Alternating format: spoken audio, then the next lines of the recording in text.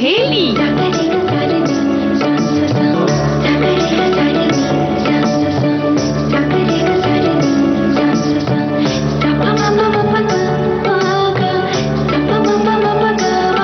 सखी सहेली।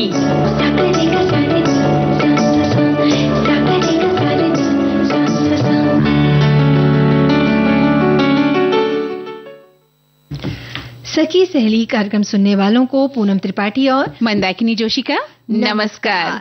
कैसी हो पूनम? मैं तो अच्छी हूँ। मंदाकिनी जी, आप कैसे हैं? मैं भी बहुत अच्छी हूँ और मुझे लग रहा है कि आप अभी भी कुछ त्योहार मनाकर लौट रही हैं, तो आपके चेहरे की लालिमा और खुशी बता रही है कि आपने वो त्योहार जो है बहुत ही अच्छे से मनाई है। त्योहार होते ही हैं मंदाकिनी जी खुशी मनाने के लिए, और जब कहते हैं ना कि त्योहारों का मजा जो होता है वो खाने पीने से जुड़ा होता है। बिल्कुल टेस्टी खाने मिलते हैं, हाँ। पौष्टिक खाने भी होते हैं वो, हाँ। तो उसका अलग ही आनंद होता है। बिल्कुल सही कहा, क्योंकि मौसम का जो हमारे जीवन में कितना महत्व ये तो हम सभी जानते हैं, लेकिन इन मौसमों में सबसे बड़ी बात यह है कि जो त्योहार आते हैं वो हम एक तो ये सीख देते हैं कि हम आपसी वैमनस्य को भुलाकर प्रेम की दुनिया का एक उदाहरण पेश करें, आपस में प्रेम से रहें। दूसरे जो हमारे यहाँ भोजन बनाए जाते हैं, जो भारतीय व्यंजन है, उनका भी एक गणित है, उनकी भी एक साइंस है, उनका भी एक विज्ञान है कि वो इसी त्योहार में ये क्यों मनाए जाते हैं, और इसके बारे में हम सभी जानते हैं, है ना, कि भाई खास त्योहार में हम खास चीजें बनाते हैं। जैसे अभी लोहड़ी गई है और अभी मकर संक्रांति गई है, तो तिल है, गुड़ के व्यंजन हमने बनाए हैं, और भी बहुत सारे व्यंजन अलग अलग त्योहारों में बनाए जाते हैं। और अभी इन्हीं दिनों जो है हम लोग गुड़ और रेवड़ी और मूंगफली का सेवन करते हैं, साथ ही जो है लड्डू खाते हैं, तिल के लड्डू खाते हैं, काले तिल सफेद तिल के लड्डू हम खाते हैं, गुड़ के लड्डू खाते हैं। तो इन सब का भी एक साइंस है, इनकी भी एक विज्ञान है।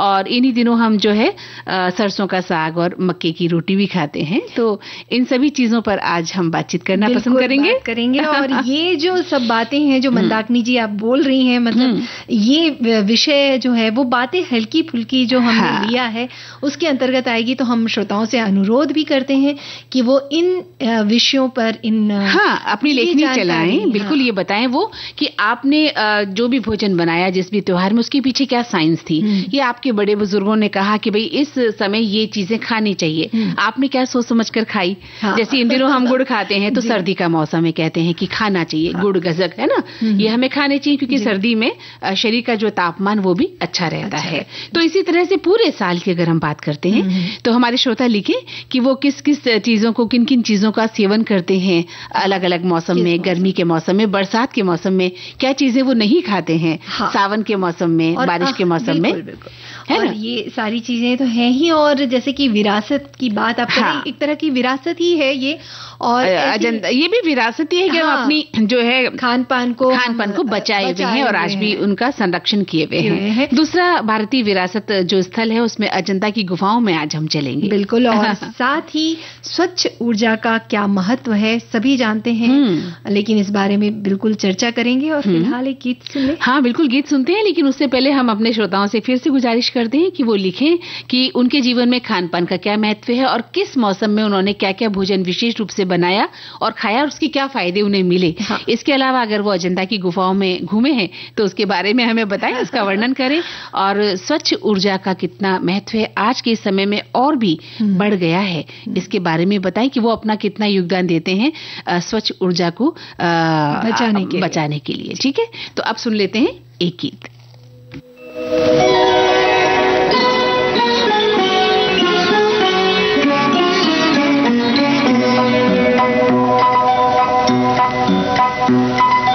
आपके अनुरोध पे मैं ये गीत सुनाता हूँ, मैं ये गीत सुनाता हूँ। आपके अनुरोध पे मैं ये गीत सुनाता हूँ, मैं ये गीत सुनाता हूँ।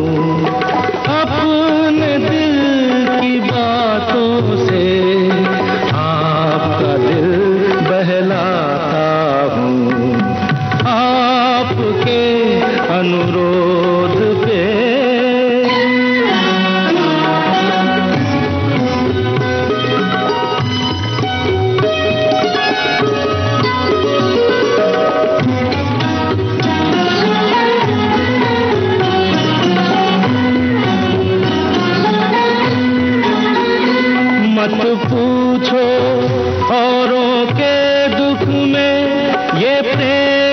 कभी क्यों रोता है, मत पूछो औरों के दुख में ये प्रेम कभी क्यों रोता है। बस चोट किसी को लगती है और दर्द किसी को होता है। दूर कहीं कोई दर्पण टूटे, तड़प के मैं रह जाता हूँ। आपके अनुरोध पे मैं ये गीत सुनाता हूँ, मैं ये गीत सुनाता हूँ।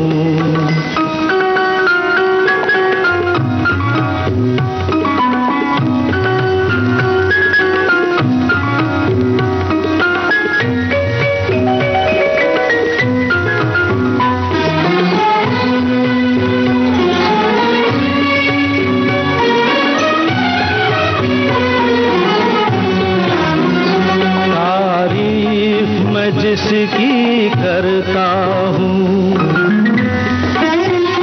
तारीफ मैं जिसकी करता हूँ, क्या रूप है वो, क्या खुशबू है, कुछ बात नहीं ऐसी कोई, ये एक सुरों का जादू है। कोयल की एक कूक से सबके मन में भूख उठाता हूँ। आपके अनुरोध पे मैं ये गीत सुनाता हूँ, मैं ये गीत सुनाता हूँ।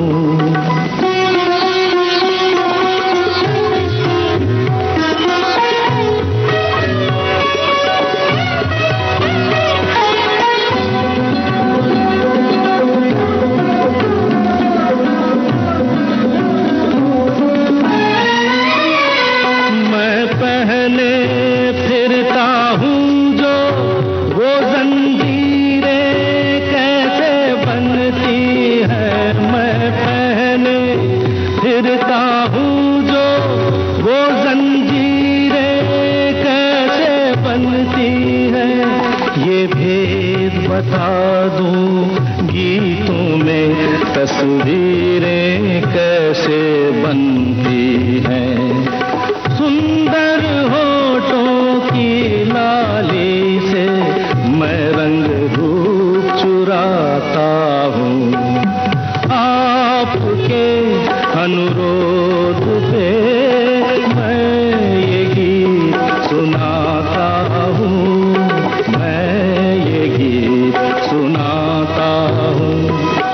अपने दिल की बातों से आपका दिल बहलाता हूँ। आपके अनुरोध पे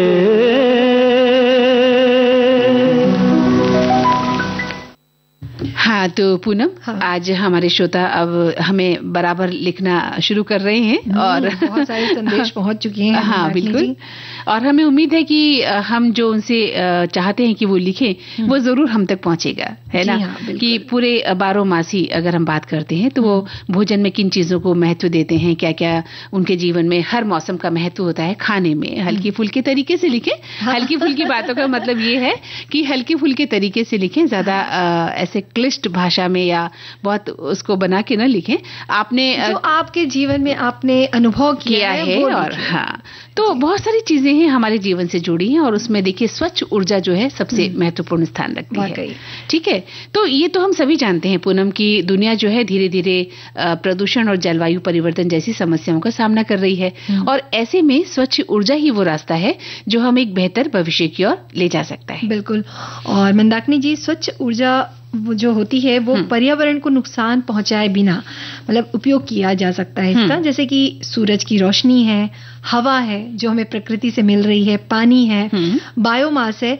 बायोमास मतलब जैसे कि पौधे होते हैं, जो पौधे सड़ जाते हैं, घरेलू के जो अपशिष्ट पदार्थ होते हैं, पशुओं जो से मिलने वाले कार्बनिक पदार्थ, जी हाँ, जो वो कार्बनिक पदार्थ होते हैं उसे बायोमास कहा जाता है। और इनसे बिजली बनती है, गाड़ियां भी चलती हैं और घरों में रोशनी आती है, और वो भी बिना प्रदूषण फैलाए। सबसे बड़ी बात यह है कि चीजें तो हमारे पास बहुत है, संसाधन की कमी नहीं है हमारे यहाँ, है ना, लेकिन प्रदूषण फैलाते हैं धीरे धीरे। जो डीजल है, वो जो पेट्रोल है, ये सभी चीजें काफी तादाद में हम रोज ही यूज करते हैं, रोज ही इनका खपत करते हैं, लेकिन प्रदूषण जो है हमारे समाज में फैलता है। तो वो जो वायु प्रदूषण है वो हमारे लिए कितना नुकसानदेह होता है और हमारे स्वास्थ्य को कितना नुकसान पहुंचाता है। इसलिए स्वच्छ ऊर्जा की आवश्यकता है। और अगर बायोमास की हम बात करते हैं तो ये एक बहुत ही प्रदूषण रहित हमारे पास एक ऐसी विधि है। तो 26 जनवरी को भी हम देखा जाए ना तो अंतर्राष्ट्रीय स्वच्छ ऊर्जा दिवस के रूप में मना रहे हैं, ये घोषणा हुई है। तो इस दिन को जो मनाने का उद्देश्य है पुनः वो यही है कि ऊर्जा को हम कैसे बचा सकते हैं और इसका सही उपयोग और ऊर्जा के नवीनीकरणीय स्रोतों को बढ़ावा कैसे दे सकते हैं। ये दिन हमें ये भी याद दिलाता है कि हमें बिजली, पानी, तेल जैसी ऊर्जा का सोच समझकर इस्तेमाल करना चाहिए ताकि आने वाली पीढ़ियां इनका फायदा उठा सकें। बिल्कुल सही बात है कि जब भी हम कोई बिजली खर्च करें या प्रदूषण फैलाने वाली चीजों का उपयोग करते हैं तो ये जरूर ध्यान में रखें कि भाई आगे जो आने वाली हमारी पीढ़ियां हैं वो कैसे है, वो कैसे उन्हें उपयोग में लाएगी और किस तरह से चीजें बदलेंगी। साथ ही सौर ऊर्जा, पवन ऊर्जा जैसी हरित ऊर्जा जो स्रोत है इनको भी अपनाने की जरूरत है और इस पर भी ये जोर दिया जाता है। बिल्कुल बिल्कुल सही कहा आपने, क्योंकि जैसे पवन चक्की की बात अगर हम करते हैं तो वो एक बहुत अच्छा स्रोत है जो प्रदूषण नहीं फैलाता है ना। तो आजकल तो सौर ऊर्जा जो हमें सूर्य से भी प्राप्त होती है और लोगों को इसका पता होना चाहिए कि किस तरह से हम इसका उपयोग ज्यादा से ज्यादा कर सकते हैं ताकि प्रदूषण की कमी हम करें। बिल्कुल सौर ऊर्जा से तो हम घर पे बिजली भी बना सकते हैं, इस तरह के सोलर लगा सकते हैं, सोलर प्लांट भी लोग लगाते हैं, सोलर कुकर आते हैं। जी हाँ, बिजली के लिए भी हम जो चार्जर होता है ना, जैसे फोन चार्जर, तो वो सोलर से आप सोलर ऊर्जा के थ्रू आप उसको कर सकते हैं। स्कूटियां भी आने लगी हैं जिन्हें आप जो जब जाती हैं सड़क पर तो बिल्कुल धुआं रहित होती हैं। तो इस तरह का उपयोग किया जा सकता है। साथ ही स्वच्छ ऊर्जा के उपयोग से हम पर्यावरण का संरक्षण तो कर ही सकते हैं। ये ऊर्जा कोयला और पेट्रोलियम जलने से जो प्रदूषण होता है या ग्रीन हाउसेज जो गैसें निकलती हैं, इन खतरों को भी कम कर सकते हैं। बिल्कुल किया जा सकता है। और जब हम हवा साफ होगी ना तो हमारी सेहत भी अच्छी रहेगी। और वायु प्रदूषण से जो फेफड़ों की बीमारियां इन दिनों हो गई हैं, कितना संक्रमण फैला हुआ आपने देखा। लोग फिर से मास्क लगा के निकल जाते हैं। कई बार उन्हें इतनी प्रॉब्लम होती है ना, जो बाजार में रास्ते में निकलते हैं तो कितना संक्रमण है। तो जो थोड़े से भी नाजुक लोग हैं वो मास्क लगाने लग गए हैं। बिल्कुल। तो मंदाकिनी जी, मैं थोड़ा सा ब्रेक ले रही हूँ क्योंकि समय हो चुका है। एक अंतराल के बाद हम फिर लौटेंगे।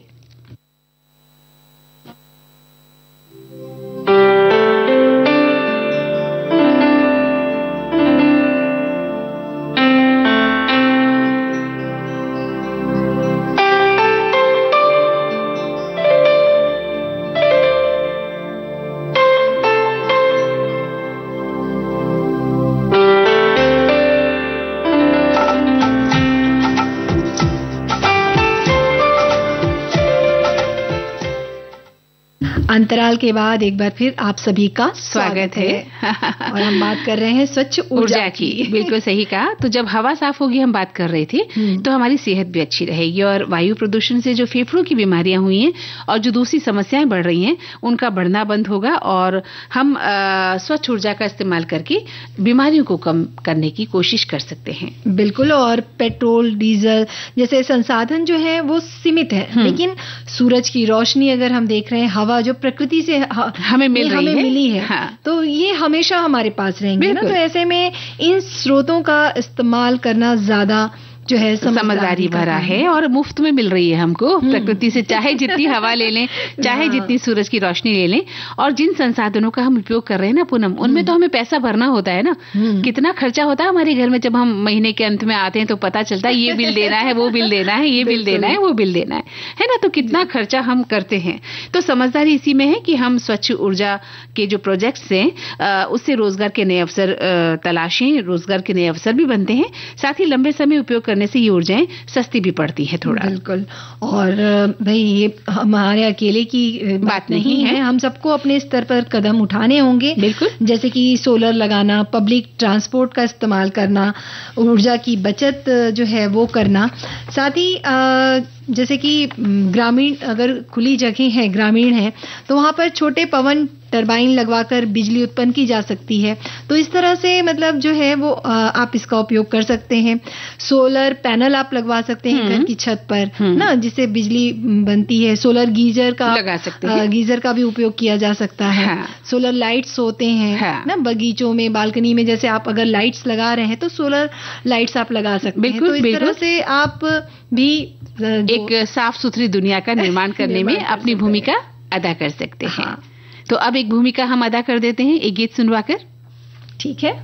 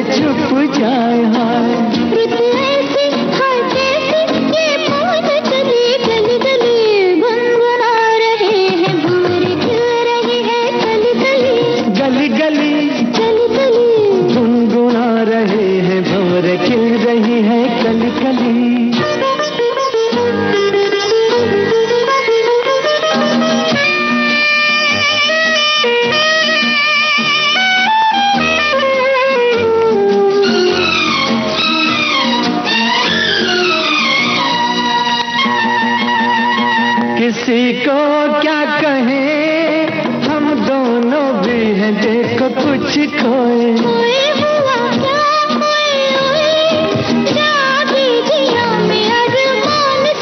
सोए, किसी को क्या कहें, हम दोनों भी हैं देखो कुछ खोए। हुआ क्या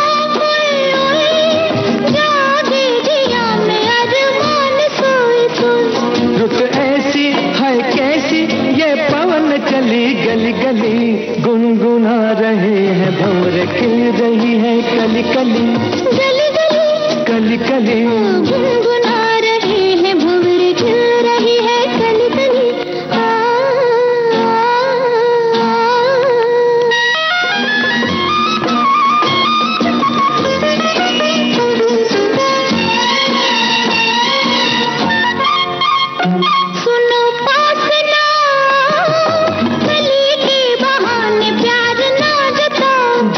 चलो बात ना बनाओ, भंवर के बहाने आओ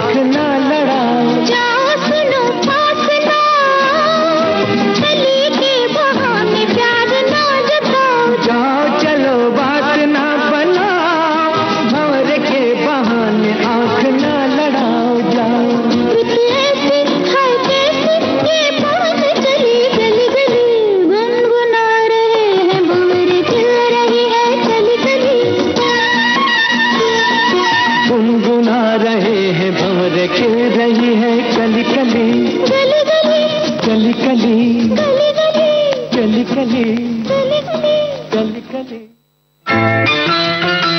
विविध भारती पर हर रोज दिन में 1 बजे विविध भारती की गीतमाला आपके साथ। जन्म जन्म का साथ है तुम्हारा। इस कार्यक्रम में हर पायदान पर होगी आपकी भागीदारी। हम और तुम, तो हम और आप पिरोएंगे गीतों की इस माला के मोती साथ साथ। हम साथ साथ हैं। जुड़े रहिए हमारे साथ विविध भारती के फेसबुक पेज पर। विविध भारती की गीतमाला हर रोज दिन में 1 बजे। विविध भारती, आपका जीवन संगीत। हाय हाय। अंतराल के बाद एक बार फिर आप सभी का स्वागत करते हैं। और पूनम, हमारे श्रोताओं ने जो है लिखना शुरू भी कर दिया है और तरह तरह के व्यंजन वो बता रहे हैं कि किस मौसम में क्या खाया जाता है। मेरे मुंह में तो पढ़कर ही पानी आ गया है। क्या बात है। और मंदाकिनी जी, जैसे कि हम जो विषय जो था ऊर्जा, स्वच्छ ऊर्जा का जो विषय चल रहा था, उस पर भी हमारे श्रोताओं ने अपनी बात लिख दी है। हाँ, मैसेजेस आ चुके हैं। और हमारे जो श्रोता हैं वो लिख रहे हैं कि ऊर्जा स्वच्छ भी होती है और सस्ती भी पड़ती है। हमने भी हमारे घर की छत पर सौर ऊर्जा के लिए सोलर सिस्टम लगवाई है, जिसके कारण बिजली बिल शून्य हो गया है। उल्टा सरप्लस बिजली से हर साल करीब 7,000 रुपए की कमाई भी होती है, जो बिजली विभाग द्वारा हमारे अकाउंट में जमा हो जाती है। इसके अलावा गर्म पानी के लिए सोलर वाटर हीटर जो सिस्टम भी घर की छत पर उन्होंने लगा लिया है। एक श्रोता लिखते हैं कि स्वच्छ ऊर्जा ऐसी उत्पादन प्रणालियों से आती है जो किसी भी तरह का प्रदूषण नहीं पैदा करती, खास तौर पर ग्रीन हाउस जैसी गैसें CO2 जो जलवायु परिवर्तन का कारण बनती हैं। इसलिए स्वच्छ ऊर्जा पूर्ण विकास में पर्यावरण संरक्षण के लिए प्रगति को बढ़ावा देती है और गैस और तेल जैसे गैर नवीनीकरणीय ईंधन के साथ संकट को भी कम करती है। क्या बात है। वही हमारे एक श्रोता है वो लिख रहे हैं कि स्वच्छ ऊर्जा का महत्व इस वजह से है कि ये पर्यावरण को बचाती है, वायु प्रदूषण कम करती है और आर्थिक विकास को बढ़ावा देती है। स्वच्छ ऊर्जा के कुछ उदाहरण हैं, जैसे कि सौर ऊर्जा, पवन ऊर्जा, जल विद्युत। और ये फायदे भी लिख रहे हैं कि वायु प्रदूषण कम होता है और स्वच्छ ऊर्जा से ग्रीन हाउस गैसों का उत्सर्जन कम होता है। स्वच्छ ऊर्जा से जलवायु परिवर्तन कम करने में मदद मिलती है और आयातित ईंधन पर निर्भरता कम होती है। प्राकृतिक संसाधनों का संरक्षण होता है। बिल्कुल। स्वच्छ ऊर्जा से सार्वजनिक स्वास्थ्य में भी सुधार होता है और साथ ही इन्होंने लिखा है कि रोजगार के अवसर भी बढ़ते हैं और ये जो ऊर्जा है वो सुरक्षा बढ़ाती है और दीर्घकालिक स्थिरता भी इससे बढ़ती है। क्या बात है। तो इस तरह से हमारे श्रोताओं ने लिख भेजा है। और एक हमारे श्रोता हैं वो लिखते हैं कि स्वच्छता ऊर्जा का महत्व। मुझे लगता है कि अगर हम स्वच्छ रहते हैं, ना साफ सुथरे रहते हैं, तो हमारे शरीर में भी एक अलग तरह की ऊर्जा हमें महसूस होती है। यानी ये शरीर की स्वच्छता के बारे में बात कर रहे हैं। इसलिए हमेशा साफ सद से बने रहें। ये नहीं कि हम खुद साफ सुथरा रहें और हम आसपास की जगह को भी साफ रखना चाहिए। हाँ, मतलब हमें आसपास की जगहों को भी साफ रखना चाहिए। यकीन मानिए, इसे एक अलग ही ऊर्जा का अनुभव आपको आपके आसपास होगा और आप हमेशा खुश मिजाज भी रहेंगे, लिखते हैं। और साथ ही लिखते हैं एक श्रोता कि स्वच्छ ऊर्जा से वायु प्रदूषण कम होता है और जलवायु परिवर्तन के नियंत्रण में भी हमें मदद मिलती है। स्वच्छ ऊर्जा से प्राकृतिक संसाधनों का संरक्षण होता है और सार्वजनिक स्वास्थ्य में भी सुधार होता है। क्या बात है। और हमारे एक श्रोता ने भी लिख भेजा है कि आज स्वच्छ ऊर्जा की चर्चा हो रही है, जो आज के दौर में पर्यावरण असंतुलन हो रहा है। तमाम शहरों में वहां की वायु गुणवत्ता प्रभावित हो रही है। उसके लिए हमें इस क्षेत्र में सुधार की बहुत जरूरत आन पड़ी है। अब डीजल, पेट्रोल और कोयले से चलने वाले उद्योगों को भी हमें सीमित करना होगा या उन्हें चलाने के लिए ग्रीन हाउस गैसों को उपयोग में लाना होगा, जिसके लिए सरकार भी प्रयत्नशील है। अब सौर ऊर्जा, पवन ऊर्जा, जल विद्युत परियोजनाओं का विस्तार करके उनसे अपने कल कारखाने, घरेलू उपयोग में आने वाले छोटे उद्योगों को तथा कृषि में भी इनका उपयोग ही लाभदायक होगा। अन्यथा वो दिन दूर नहीं जब हम रसायनों के उपयोग से बीमार भी ज्यादा होंगे और जो हमारे उपयोगी उत्पादन होंगे उनसे हर तरह नुकसान ही उठाना पड़ेगा। बिल्कुल, बात दूर होने की नहीं है, बल्कि हम इसका भुगतान अभी भी कर रहे हैं। आप देख ही रहे हैं कि कितनी चीजों में हमें रासायनिक मिलता है और हम भोजन करते हुए भी स्वस्थ कहाँ रह पाते हैं। कहने को हम खाना खाते हैं, सुबह शाम भोजन करते हैं, लेकिन चूंकि वो पूरी तरह से शुद्ध नहीं होता है तो उसका हर्जाना हम अभी भी भुगत ही रहे हैं। और एक श्रोता लिखते हैं कि समय का पहिया गतिमान नहीं हो सकता जब तक आधुनिक युग में इंजन में ईंधन का वास नहीं हो सकता। जब तक ऊर्जा का सतत और निरंतर संचार नहीं हो सकता तब तक इन गगनचुंबी इमारतों में हमारा वास नहीं हो सकता। ऊर्जा है तो अदृश्य ताकत जिससे मिलती देश को हिम्मत, और इसके बिना हमारे देश का आर्थिक और सामाजिक विकास नहीं हो सकता। एक प्यारी सी कविता इन्होंने लिख दी है। जी, फिलहाल एक गीत की ओर चले। बिल्कुल।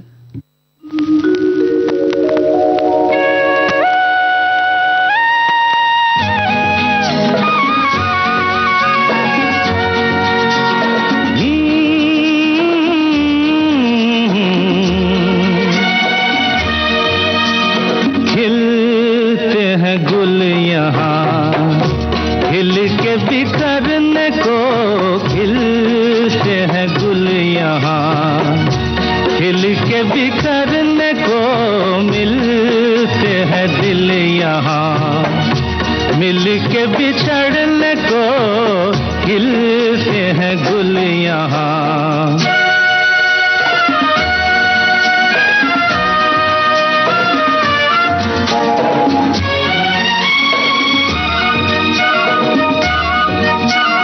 कल रहे ना रहे मौसम ये प्यार का, कल रुके ना रुके डोला बहार का, कल रहे ना रहे मौसम ये प्यार का, कल रुके ना रुके डोला बहार का। चार पल मिले जो आज प्यार में गुजार दे, खिलते हैं गुल यहाँ, खिल के बिखरने को खिलते हैं गुल यहाँ।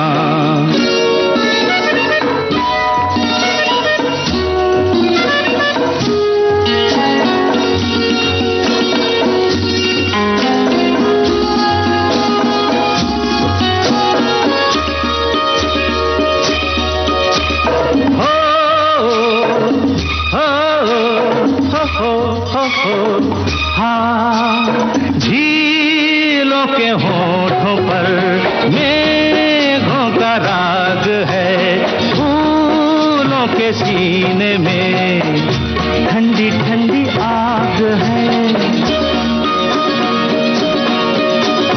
झीलों के होठों पर मेघों का राग है, फूलों के सीने में ठंडी ठंडी आग है।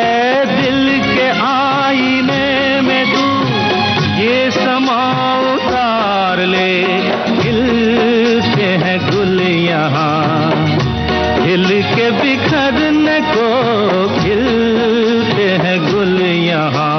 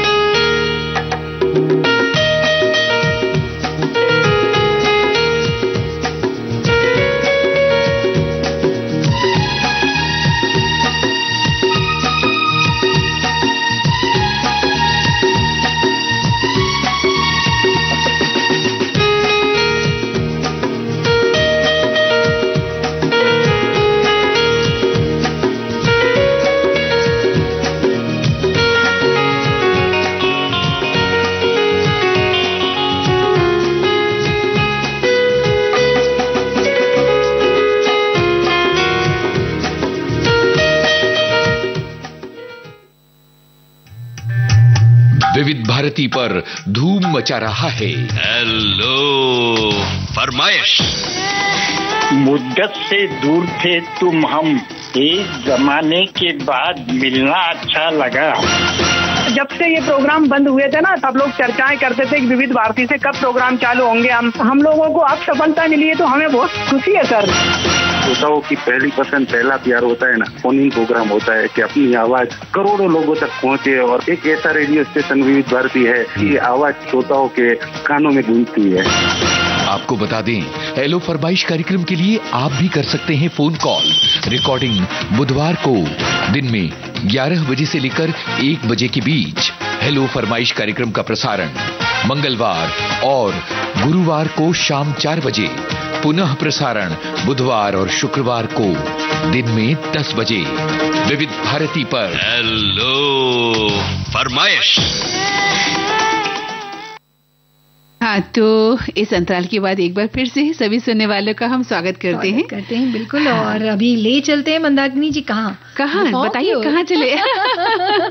लगता है अब आप हमें घुमाने ले जाने वाली हैं। जी हाँ, हमारे श्रोता भी बेसब्री से इंतजार कर रहे हैं। और ये जो अगर हम हमारे देश की कला, संस्कृति और इतिहास के खजाने की अगर हम बात करें तो एक ऐसा ही एक अद्वितीय खजाना जो है वो है महाराष्ट्र राज्य में स्थित अजंता की गुफाएं।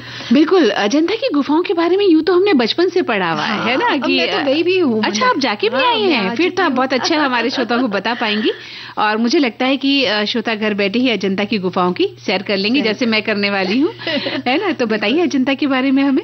जैसे कि ये भारतीय संस्कृति और बौद्ध धर्म की समृद्ध विरासत को ये दर्शाती है। और ये गुफाएं जो हैं हमारे देश के गौरवशाली अतीत का प्रतीक भी हैं।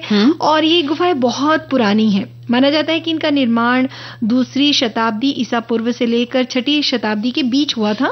और इन गुफाओं को 2 हिस्सों में बनाया गया था। पहला हिस्सा जो है वो मौर्य काल के दौरान हुआ था और दूसरा वाकाटक साम्राज्य के समय बनाया गया था। बिल्कुल बिल्कुल। और ये गुफाएं जो है बौद्ध भिक्षुओं के रहने का और ध्यान करने की जगह थी। बिल्कुल, वहाँ पर जो गुफाएं थी सब जगह से, जैसे भिक्षु होते थे जो ध्यान करना चाहते थे, उनके लिए बहुत ही अच्छा ये जगह थी। बिल्कुल। और यहाँ पर भगवान बुद्ध के जीवन कथा को बहुत ही खूबसूरती से उकेरा गया है। बिल्कुल, उकेरा गया है चित्रों के द्वारा भी और मूर्तियों के द्वारा भी। बहुत ही कलात्मक प्रस्तुति के साथ उसे दिखाया गया है। और जब हम देखने जाते हैं तो यकीनन मन वहां से लौटने को करता नहीं। इतनी बारीक कलाकृति की गई है जिसे अगर हम देखें और उसका अध्ययन करें तो हमें बहुत ही अपनी संस्कृति के बारे में, विराट जो संस्कृति है, विरासत है, उसका हमें भान होता है। और जरा सोचिए, आपकी लगभग 30 गुफाएं हैं वहां पर, है ना पूनम? और एक बड़ी पहाड़ी को काटकर इसे बनाया गया है। कितना अद्भुत काम होगा ना उस समय जब संसाधन ज्यादा नहीं हुआ करते थे। आज के जमाने में तो कितने संसाधन है हमारे पास। उस जमाने में ये बनी। और इन गुफाओं का में मुख्य रूप से 2 संरचनाएं थी। बिहार, जिसमें कि आपने बताया भी कि भिक्षुओं को रहने की जगह थी, और एक था चैत्यगृह, जो कि प्रार्थना हॉल के रूप में विख्यात था, कि जहाँ पर प्रार्थनाएं की जाती थी। एक तरह से कहना चाहिए कि ध्यान के लिए वो जगह थी। तो दीवारों पर जो भित्ति चित्र हैं, पेंटिंग हैं, वहां बने हुए हैं। और उनमें भगवान बुद्ध की कहानियां हैं, जातक कथाएं हैं, वो भी दिखाई देती हैं। और इन चित्रों में खास बात ये भी है कि इन्हें प्राकृतिक रंगों से बनाया गया है, यानी रंग जो है पौधों और खनिजों से बनाए गए हैं। बिल्कुल। और अजंता की गुफाओं के चित्र को अगर आप देखेंगे ध्यान से तो उनमें बहुत सारी विशेषताएं हैं। जैसे कि पहले तो रोशनी ऐसा थी नहीं, तो मशालों की रोशनी से इन चित्रों को बनाया गया है। और लाल रंग जो है, लाल गेरुआ रंग, पीले रंग का, भूरे रंग का, काला और इस तरह के नीले रंगों का उपयोग किया गया है। और इन चित्रों को आज भी आप देखेंगे ना तो वैसी ही आपको चमक दिखाई देगी। सबसे बड़ी बात, अद्भुत बात, अद्भुत। और इन गुफाओं की मूर्ति और चित्रों की अगर हम बात करें तो इतनी बारीकी से बनाए गए हैं कि देखकर ऐसे लगता है कि मानो वो बोल जाएंगे, सजीव लगते हैं। मतलब वो चित्र नहीं लगते हैं, लगता है कि सजीव हमारे सामने कुछ चल रहा है। और इन गुफाओं की चित्र और मूर्ति जो है वो भगवान बुद्ध के जीवन के बारे में तो बताती है, उन्हें सांसारिक जीवन और जातक कथाओं दोनों को ही उसमें बखूबी दर्शाया भी गया है। और जो अजंता की गुफाएं हैं सिर्फ एक ऐतिहासिक जगह नहीं है पूनम, बल्कि ये हमारे देश की सांस्कृतिक विरासत का एक बहुत बड़ा प्रतीक भी है। बिल्कुल सही बात। और ये कला हमें ये भी सिखाती है मंदाकिनी जी की किस तरह से कला और इंसानियत का जो मेल है हमारे जीवन को सुंदर बना सकता है ना। और गुफाओं में जो चित्र हैं, मूर्तियां हैं, वो बुद्ध के आदर्शों को भी दर्शाती हैं। और इस कहना चाहिए कि प्राचीन कला की ये पराकाष्ठा है जो मतलब इस तरह की कला जो सर्वोत्कृष्ट जो पराकाष्ठा कहते हैं ना कि सर्वोत्कृष्ट रूप है कला का हमारे देश की जो सांस्कृतिक विरासत है ये उस जमाने में प्राचीन कला की अगर हम बात करते हैं तो बहुत ही सर्वोत्कृष्ट नमूना है। और आज इन गुफाओं का जो है संरक्षण बेहद जरूरी है। समय के साथ इनमें जो प्राकृतिक आपदाएं आती हैं और वो एक तरह से हमारी जो लापरवाही भी होती है उसका भी इन पर थोड़ा असर देखने को मिलता ही है, क्योंकि इन गुफाओं को बचाने के लिए भारतीय पुरातत्व संरक्षण जो है बहुत मेहनत भी कर रहा है और हमें अपनी इस विरासत को सहेजने में भी अपना योगदान देना चाहिए। ये नहीं कि वहां जाकर आप अपने पेन से कुछ लिखते हैं, चौक से कुछ लिख देते हैं, खा पी कर कुछ फेंक देते हैं, वहां थूक देते हैं, पान की पीक है या कुछ भी आपके मुंह में है ना। और तो कई बार ऐसा भी होता है कि चित्रों को भी हाथ से नाखूनों से उकेरा जाता है कि अरे क्या है। तो ऐसा ना करें क्योंकि इन्हें इतने सालों से सहेज कर रखा गया है और ये आपकी विरासत है, आपकी धरोहर है जो बाहर के देश के लोग भी आकर उसे देखते हैं और पूरे विश्व में इनकी चर्चा होती है। हमारा देश इसी बात पर इतना सर्वोत्कृष्ट है कि यहाँ की जो विरासत है वो कितनी महान है। तो उसे बनाए रखना, अक्षुण्ण रखना भी तो हमारा ही धर्म है ना। बिल्कुल। आप उसे छूते क्यों हैं, छूकर खराब क्यों करते हैं? आप उसे देखिए, एक दूरी बनाकर देखिए और उसको सराहिए और उस जमाने साफ सुथरा रखिए, आसपास जो है वो साफ सुथरा रखिए। जैसे आपने बोला ही कि खाने के पैकेट वहाँ फेंक कर आ जाते हैं, पिकनिक स्पॉट बना देते हैं और फोटो खींच कर हम आ जाते हैं और दुनिया भर की कई बार चौक से अपना नाम लिखाते हैं। तो ये किस तरह की वो है ना शौक, इस तरह के नहीं होने चाहिए, बल्कि इन्हें स्वच्छ रखना हमारा सबसे बड़ा कर्तव्य है। और अजंता की गुफाएं जो है हमारी कला, संस्कृति और इतिहास का गौरव है। ये स्थान हमें हमारे पूर्वजों की रचनात्मकता और उनके धैर्य का उदाहरण देता है। कितना धैर्य के साथ उन्होंने इन कलाकृतियों को गढ़ा होगा। बिल्कुल। और ये ऐसे स्थान हमें सिर्फ अतीत से नहीं जोड़ते मंदाकिनी जी, बल्कि ये भी सिखाते हैं कि कैसे हम अपने भविष्य को बेहतर बना सकते हैं। बिल्कुल। तो श्रोताओं, जब भी आपको मौका मिले तो अजंता की गुफा देखने आप जरूर जाएं, क्योंकि ये गुफाएं हमारी विरासत का एक अनमोल रत्न है जिनकी देखभाल और संरक्षण करना हमारा ही कर्तव्य है, परम कर्तव्य है। और जैसा कि पूनम ने कहा कि वो जाकर आई और उन्होंने जिस तरह से वर्णन किया है, मुझे लगता है कि मन की आंखों से हमने भी अजंता की गुफाओं को देख लिया है, लेकिन वहां जाकर और देखेंगे तो पता चलेगा कि हम कितने महान देश में रहते हैं जहां पर इतनी महान कलाकृतियां, महान विरासत जन्म लेती रही हैं और वो संरक्षित भी रही है। फिलहाल एक गीत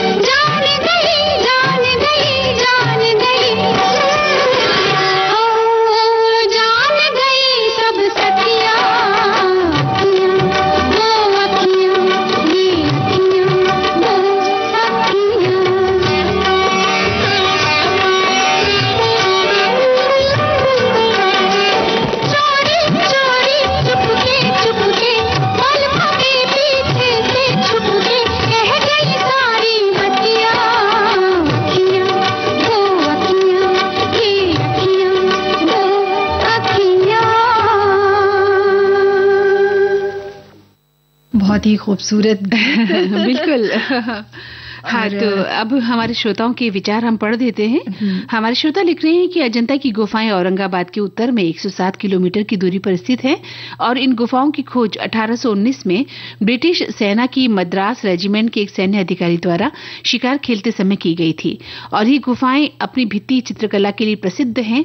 अजंता की गुफाएं घोड़े की नाल के आकार वाली एक चट्टान की सतह पर खोदी गई है और इन गुफाओं को वर्ष 1983 में यूनेस्को ने विश्व विरासत स्थल की सूची में भी शामिल कर लिया था। क्या बात है। और हमारे एक श्रोता लिख रहे हैं मंदाकिनी जी की अजंता एलोरा की गुफाएं विषय को हमने अपने स्कूली पाठ्यक्रम में पढ़ा था। हाँ। बहुत इंटरेस्टिंग होगा, अवश्य सुनेंगे, ऐसा वो लिख रहे हैं। तो बिल्कुल, अब तो उन्होंने सुन भी लिया होगा, देख के आइए। अगर आपने इसे सुन लिया है तो अब देख कर आइए और इतना खूबसूरत स्थान उसके बारे में कभी हमें बताइएगा जब आप घूम के आते हैं। जी हाँ। तो एक श्रोता लिख रहे हैं कि सखी सहेली कार्यक्रम प्रस्तुत करने वालों को हमारा नमस्कार और आज बहुत ही अच्छे विषय आपने लिए हैं। जो लिखा है अजंता की गुफाओं के बारे में, स्वच्छ ऊर्जा के बारे में। तो मेरे घर में सोलर पैनल सूर्य ऊर्जा से घर में बिजली आती है और लाइट बिल भी कम आता है। मुझे अपना घर का बिल कम देना पड़ता है और सूर्य की रोशनी से पूरी घर में हमें लाइट भी मिलती है। तो सभी रेडियो के श्रोता सोलर पैनल सूर्य ऊर्जा अपनाएं और बाजार में सस्ता मिलता है। सूर्य ऊर्जा और घर की बिजली का लाइट बिल भी कम आएगा। इसे आप सभी को रेडियो के निमित्त रेडियो मित्रों से मैं कहना चाहता हूं ताकि हम ज्यादा से ज्यादा इसका इस्तेमाल कर सकें। क्या बात है। बहुत ही अच्छा संदेश भी इन्होंने दिया है और लोगों से भी गुजारिश की कि वो भी अपने घर पर इसका सोलर का इस्तेमाल करें। बहुत ही अच्छी बात है। और ऐसे ही हमारे श्रोता जो हैं वो लिख रहे हैं कि अजंता की गुफाएं महाराष्ट्र राज्य के औरंगाबाद जिले में स्थित है। ये बौद्ध गुफाओं का एक समूह है जिसे 2री शताब्दी ईसा पूर्व से लेकर 5वीं शताब्दी ईस्वी के दौरान काटा और तराशा गया था और 1983 में यूनेस्को द्वारा गुफाओं को एक विश्व धरोहर स्थल के रूप में घोषित भी किया गया। और एक श्रोता लिखते हैं कि अजंता में 32 बौद्ध गुफाओं का लोकप्रिय समूह है और ये एक यूनेस्को विश्व धरोहर स्थल है। इन्हें राष्ट्रकूट वंश के शासकों द्वारा बनाया गया था। और एक श्रोता ने कहा है कि अजंता की गुफाएं महाराष्ट्र के औरंगाबाद में है और ये बहुत ही प्यारा भारतीय विरासत स्थल है। इसे 2री सदी से लेकर 5वीं सदी के बीच में तराशा गया था। मुझे इस स्थल में जाने का कभी मौका तो नहीं मिला पर बहुत अच्छा लगेगा जब जिंदगी में कभी इस स्थल को पर घूमूंगी क्योंकि ये स्थल हमारे भारत की विरासत को भी दर्शाता है। क्या बात है। हमारे जो एक श्रोता हैं वो लिख रहे हैं कि महाराष्ट्र के औरंगाबाद से होकर अजंता पहुंचा जा सकता है। अजंता में बौद्ध गुफा स्मारक 1ली और 2री शताब्दी ईसा पूर्व की है। कुछ गुप्त काल के दौरान मूल समूह में कई और समृद्ध रूप से सजी हुई गुफाएं जोड़ी गईं। अजंता की पेंटिंग और मूर्तियां जिन्हें बौद्ध धार्मिक कला की उत्कृष्ट कृतियां मानी जाती हैं। हाँ, और एक श्रोता का कहना है कि मैं अजंता एलोरा की गुफाएं करीब 20 साल मैंने पहले देखी थी। हल्की सी याद है, जितनी डिटेल जानकारी यहाँ मिली इतनी पहले हमें पता नहीं थी। बिल्कुल सही। और भी हमारे श्रोताओं ने लिख भेजा है। हाँ जी। वो लिखते हैं कि अजंता की गुफाएं महाराष्ट्र के औरंगाबाद में है। बहुत ही प्यारा भारतीय विरासत स्थल है और 2री सदी से 5वीं सदी के बीच तराशा गया था। और अच्छा, इस स्थल में जाने का मौका कभी नहीं मिला लेकिन कभी मिला तो जरूर जाऊंगी। ऐसा बिल्कुल जाना चाहिए और हम तो चाहते हैं कि आप जाएं और अपने विचार हमें इस फेसबुक पेज पर लिख दें। किसी अन्य कार्यक्रम में जब हम पढ़ेंगे तो हमें अच्छा लगेगा कि हमारे श्रोता वहां जाकर आए और उन्होंने हूबहू वहां का चित्रण किया है। और ये सब ऐसी जगह है ना मंदाकिनी जी की, आप अगर जाएंगे एक बार तो उन चीजों से आप जुड़ भी जाएंगे। बिल्कुल। क्योंकि ये आपकी प्राचीन सभ्यता के बारे में, संस्कृति के बारे में है तो कहीं ना कहीं आप एक जुड़ाव महसूस करते हैं। साथ ही आप अपने बच्चों को दिखाएं, जो नई संतति है वो अगर हमारे देश को जानेगी, हमारी विरासत को जानेगी, हमारी संस्कृति को जानेगी तो एक नया अध्याय उनके जीवन में जुड़ेगा। तो अपने बच्चों को भी लेकर जाएं, उन्हें बताएं कि हमारे देश में कितनी महान इस तरह की जो है विरासत पड़ी है, विरासत रखी है, जिन्हें हमने संजो कर रखा हुआ है और आने वाली जो पीढ़ी है वो इनका सम्मान करे। बिल्कुल। और अब एक गीत।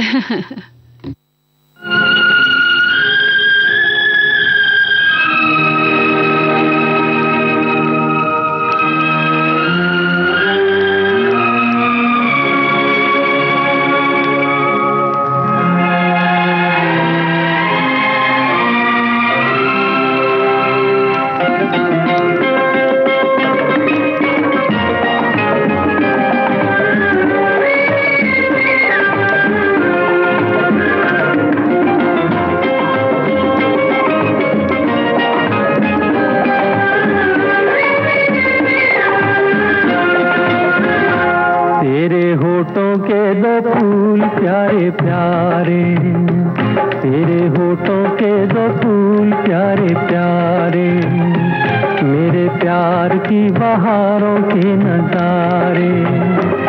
अब मुझे चमन से क्या लेना, क्या लेना, तेरी आँखों के दो तारे प्यारे प्यारे, मेरी रातों के चमकते सितारे।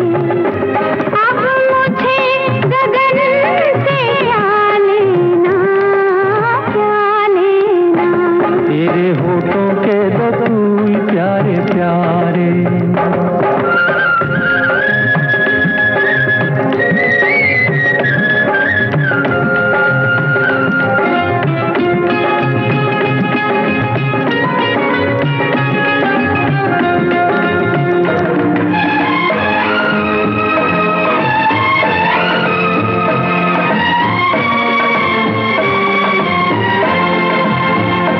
तेरी काया कंचन कंचन, किरणों का है जिसमें बसेरा, तेरी सांसें महकी महकी, तेरी जुल्फों में खुशबू का डेरा, तेरा महके अंग अंग जैसे सोने में सुगंध, मुझे चंदन बन से क्या लेना, क्या लेना, तेरी आँखों के दो तारे प्यारे प्यारे, मेरी रातों के चमकते सितारे।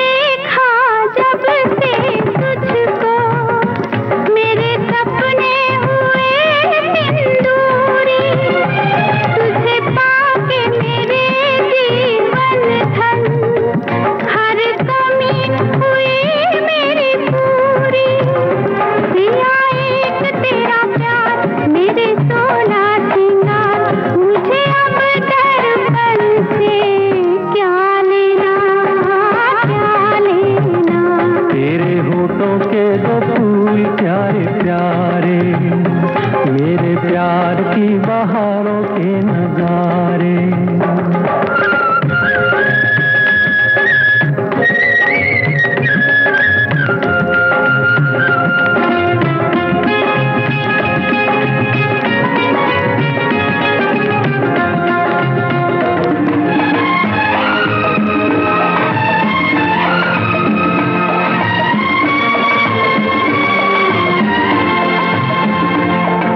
मुखड़ा दम के चमके जैसे सागर पे चमके सवेरा, तेरी बाहें प्यार के झूले, तेरी बाहों में झूले मन मेरा, तेरी मीठी हर बात रचती है बरसात, हमें अब सावन से क्या लेना,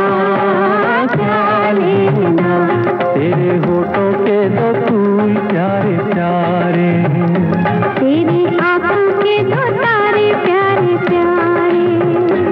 अब मुझे चमन से क्या लेना, अब मुझे गगन से क्या लेना, क्या लेना, हमें क्या लेना, क्या लेना, हमें क्या लेना, क्या लेना।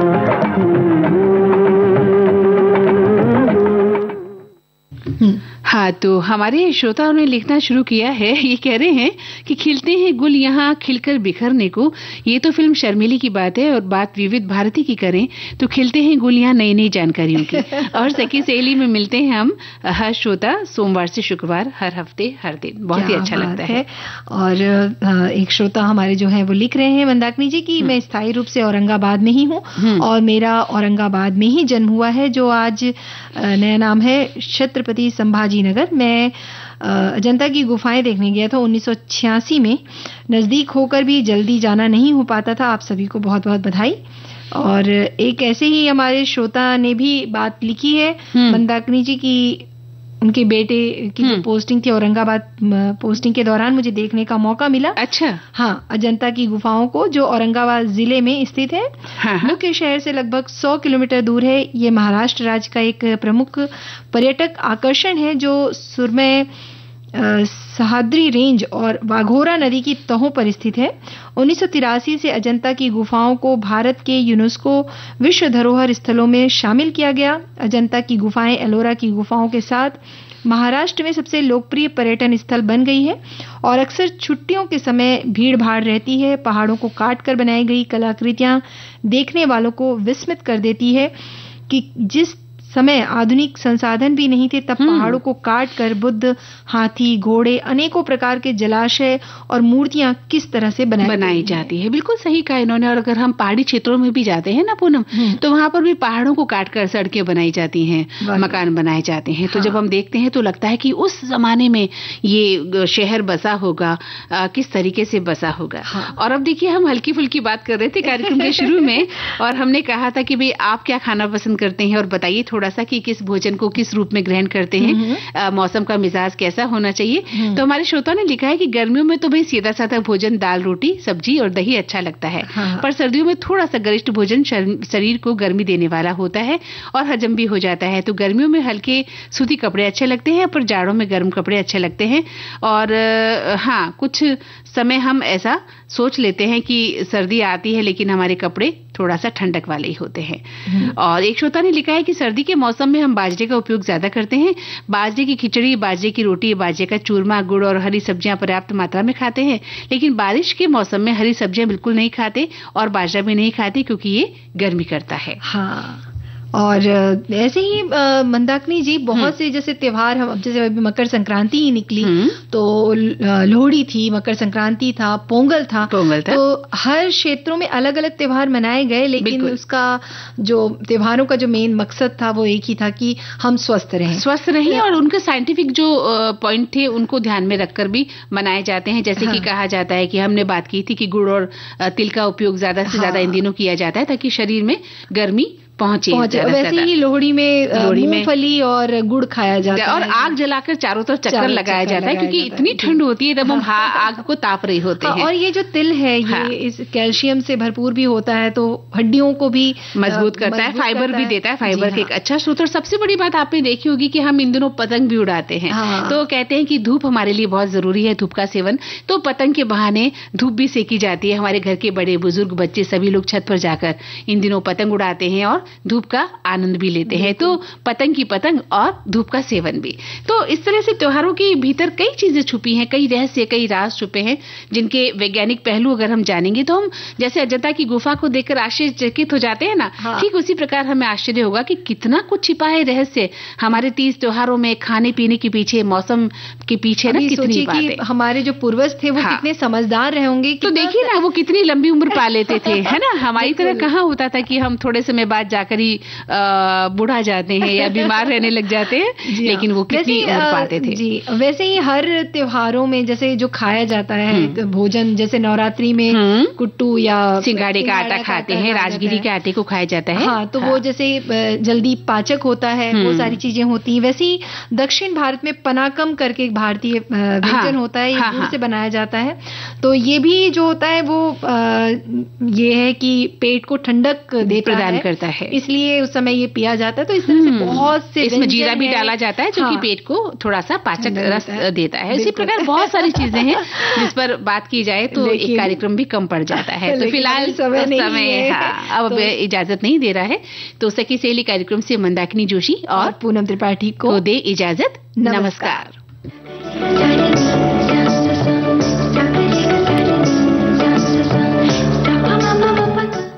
इस कार्यक्रम की प्रस्तुतकर्ता थी अनुश्री पाठक। सखी सहेली।